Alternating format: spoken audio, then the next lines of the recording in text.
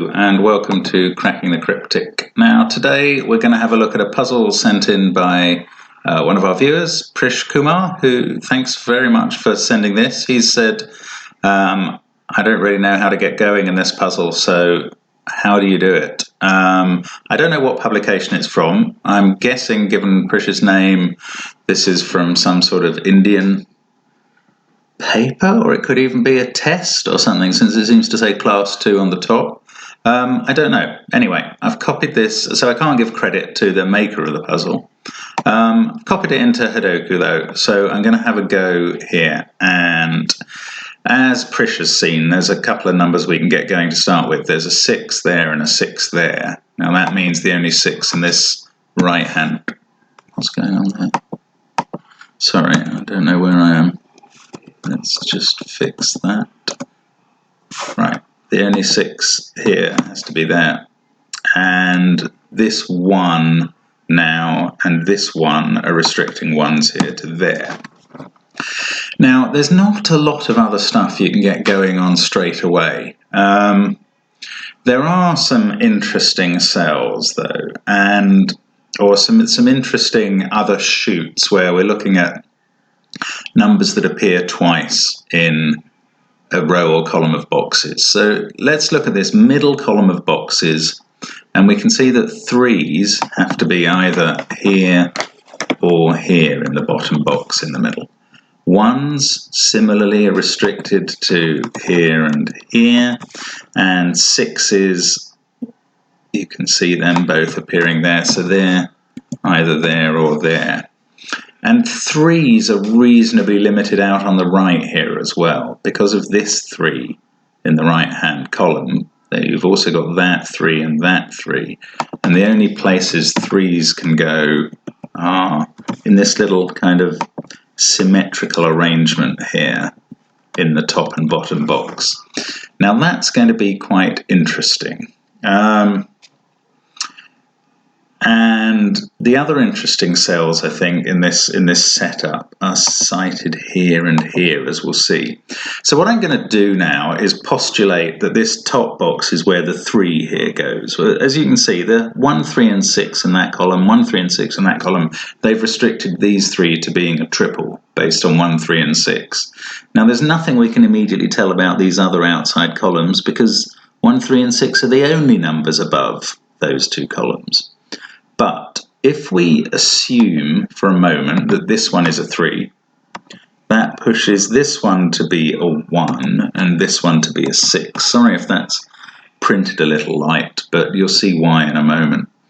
Now the citing of those 2 6s means that this central box has to be a 6, because 6 couldn't go in either the top row or bottom row of that box. And we've now forced these 3s here because of that 3, and because of that 3, that forces this 3 here. And now, suddenly, this cell up here that I was mentioning before, it can't be a 7 because that's already in its box, can't be 9, 1, 3 or 8 because they're now in the row, and it can't be 5, 4, 6 or 2 because they're in the column. And that leaves nothing possible. So this was wrong. That was the wrong positioning of the 3. And once we know that this is not a 3, then this must be a 3, this must be the 1, this must be the 6. And now we've got a bit of a start. We know that there's going to be a 6 either there or there. In fact, this cell is still very important because now 1s are ruled out from the top and bottom row, so that has to be a 1.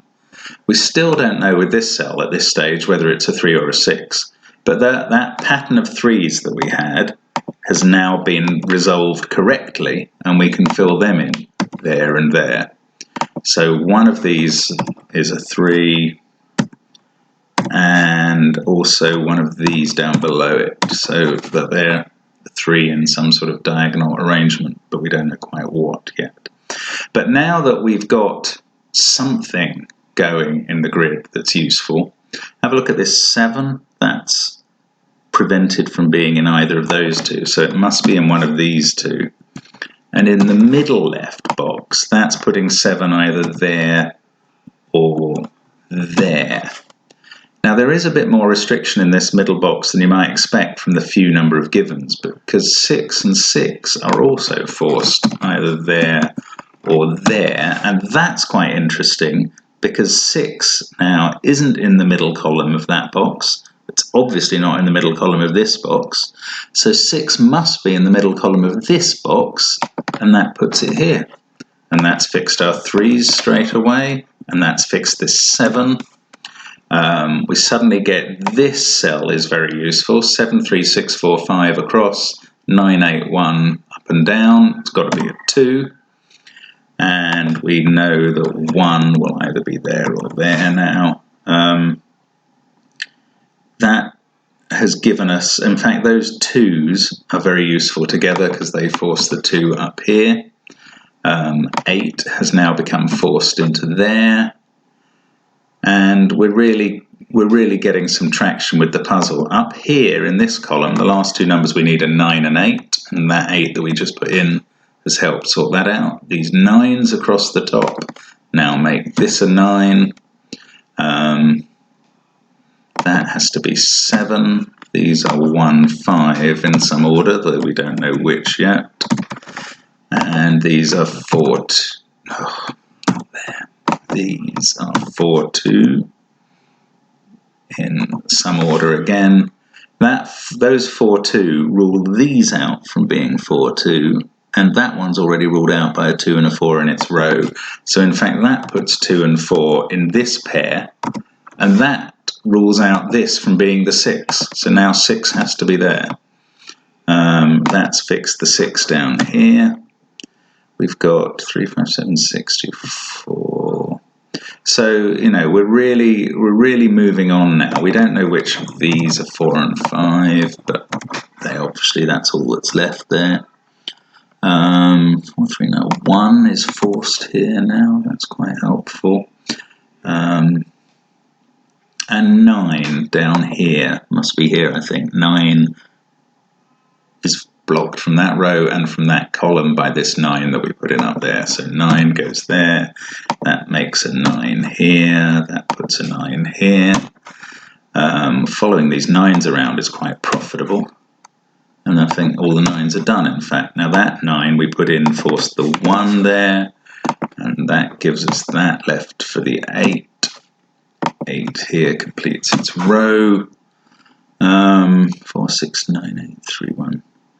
That 3, 6, 9, 1 is a reasonably powerful grouping. We know that 5 must be across the middle there, and therefore across the bottom there, and therefore across the top here, although we don't know quite in what order. But we do, this 1 has combined with that 7 means that is the 5 there. So now we're fixing the 5s. Hang on, something's gone wrong there. Oh no, that 1 fixed that 1 up there, sorry. And that fixed that 5, so that is not a 5. In fact, yes, it's 8, isn't it? Sorry. For some reason I thought I was missing 5, 7, 1 in this box, but I'm missing 8, 7, 5.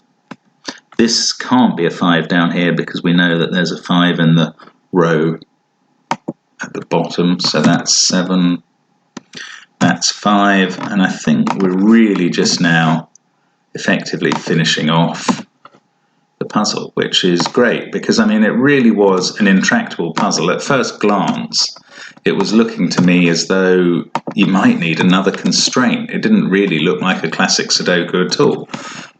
That's kind of a measure of how difficult I thought that was looking at the beginning.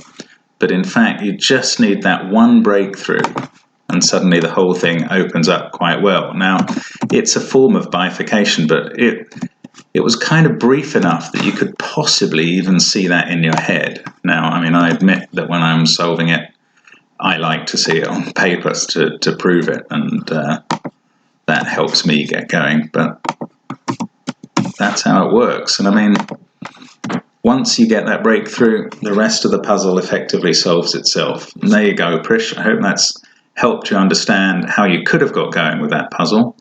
One of my theories is that there are always multiple ways that you can do a puzzle. Just because there's one way that seems manageable doesn't mean it's the only way, and you may have come up with your own way of solving this puzzle as a solver yourself, but that's the way I got through it, and I hope that's helpful.